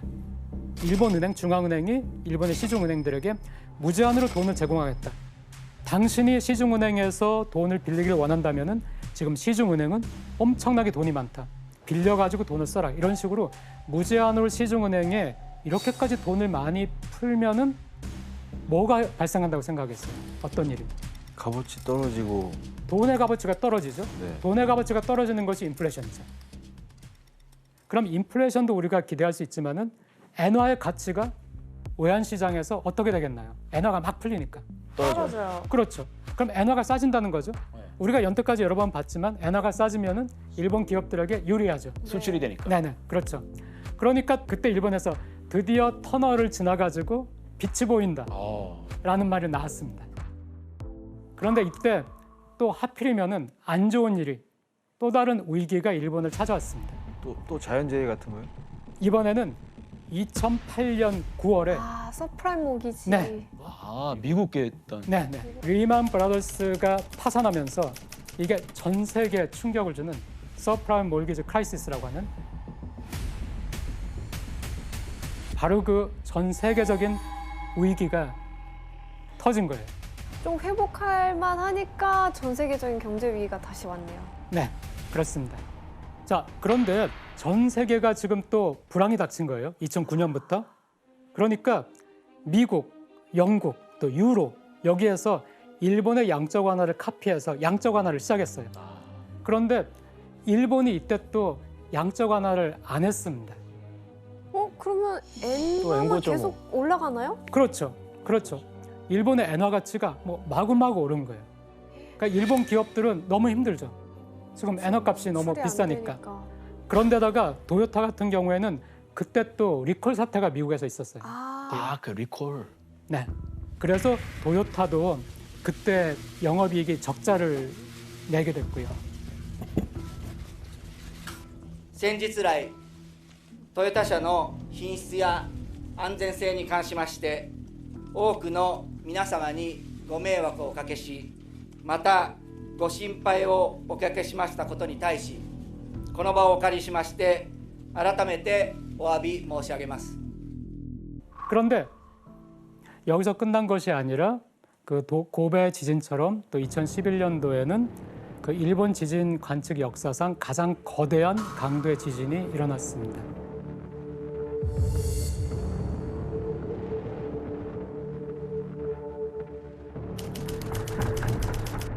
그때보다 더 큰 9.0이네. 이게 뭐야? 이거 진짜 무서웠겠다.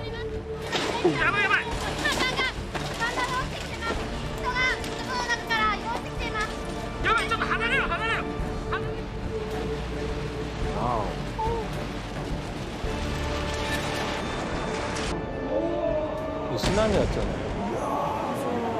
처음 일어오는 거 봐.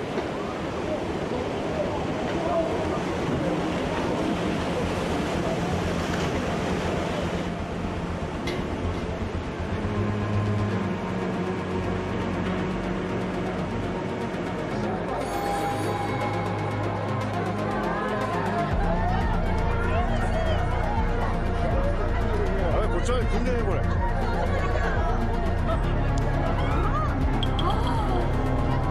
와, 저게 진짜 상황.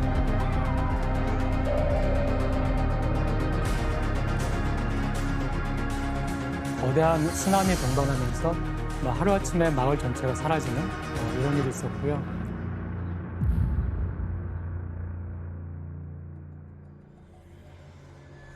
완전 사람.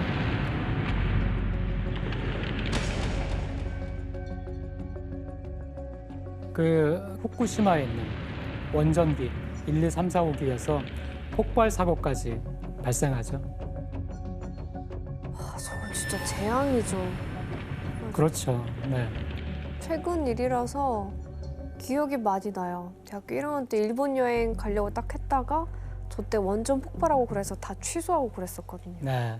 저는 그 당시 아사히신문에 있어서 피해 지역도 취재하러 다녔었는데 이건 뭐 나라가 망하는 거 아닌가 싶을 정도로 정말 그렇게 생각 들었을 것 같아요. 네. 그러니까 일본 사회가 뭐 그때 굉장히 큰 충격을 받았습니다. 그러면 이제 그 타격은 어느 정도 되는 거죠? 이 불황에서? 특히 이 지진으로 전력시설, 뭐 철도, 도로 뭐 이런 주요 기관 시설이 파괴되면서 물류 운송도 차질을 빚게 된 거예요. 그리고 지진의 여파로 인해서 근처에서 그 공장을 가동 중인 그 도시바나, 소니나 파나소닉 이런 주요 전자 회사들도 생산 라인이 그 멈춘 거예요. 지금 지진이 발생했으니까 복구를 해야 되잖아요. 일본 정부의 재정 부담 그리고 일본 정부가 지고 있는 빚이 더 늘어나게 되고요. 그래서 그 2011년 말 기준으로 하면은 뭐 OECD 34개국 중에서 국가 부채 비율이라는 것이 뭐 압도적인 1위가 됐고요. 그래서 일본의 국가 신용 등급이 하락하는 일까지 뭐 생겼고요. 일본 경제가 또다시 이때 주저앉죠. 실업률 막 높아지고 기업 도산하고 이러니까 사람들이 또다시 지갑을 열지 않고 사지를 않는 거예요. 그러니까 또 물가도 떨어지는 거예요. 다시 디플레이션이 와버린 거예요. 그러니까 일본에서는 아 이거 안 되겠다. 뭔가가 더 필요하다. 그런데 이때 일본의 경제를 되살리겠다면서 나선이가 있었습니다. 바로 일본의 전 총리인 아베 신조였습니다. 아베 총리는 무제한으로 돈을 공급해 디플레이션을 잡겠다는 아베노믹스라는 경제 정책을 발표한 것이죠. 그냥 진짜 말 그대로 제한이 없는 양적 완화인 거예요? 네, 우리가 내세우는 GDP 성장률 2%, 물가 상승률 2% 이게 안 되는 이상에는 우리는 더 간다라고 했으니까 그런 의미에서는 무제한이 맞습니다. 계속. 네, 고이즈미 총리 때보다 5배 이상 그렇게 더 강력한 양적 완화를 했습니다. 효과가 있었을까요? 어느 정도? 어느 정도? 대규모 양적 완화를 통해 일본 경제를 되살리겠다는 아베의 의도는 어느 정도는 성공을 했습니다. 취업률도 좋아지고 기업의 영업이익도 좋아지고 실적도 좋아지고 인플레이션도 어느 정도 발생을 하고 많이 좋아졌는데 이때부터 그 일본은 다른 나라와 좀 다른 게 보이는 거예요.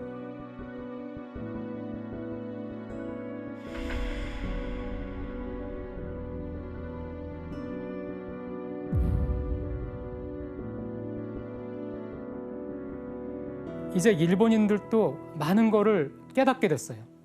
일본이 90년대 중반부터 젊은이의 인구가 줄기 시작했다겠죠. 굉장히 나이가 많은 나라가 된 거예요. 아, 고령화. 그리고 2012년 정도부터 인구 자체가 줄기 시작했어요. 그러니까 일본이 굉장히 고령화된 사회, 조금만 샥이 와도 지갑을 닫게 되는 움츠러드는 네, 그런 사회가 돼버린 것이고요. 그다음에 또 우리가 뭐가 문제일까? 지난 잃어버린 20년, 1990년, 91년 버블이 붕괴되고 2009년 그 리만 샥이 있을 때까지 2011년 동일본 대지진이 있을 때까지 그 20년 동안 우리는 그 20년 동안을 거의 성장을 못했는데 그 20년 동안에 우리는 무엇을 놓쳤을까 하는 것을 일본 사람들도 당연히 생각을 하게 되겠죠. 어떻게 하면 고용을 안정시킬까? 어떻게 하면 임금을 안정시킬까? 우리는 왜 이렇게 출산율이 떨어졌을까? 이런 것들을 익히면서 이 마지막 10년 동안은 일본이 많은 것을 정리하게 돼요. 일본이 정리한 이것들이 우리에게도 문제가 되는 것이거든요. 일본이 정리한 거.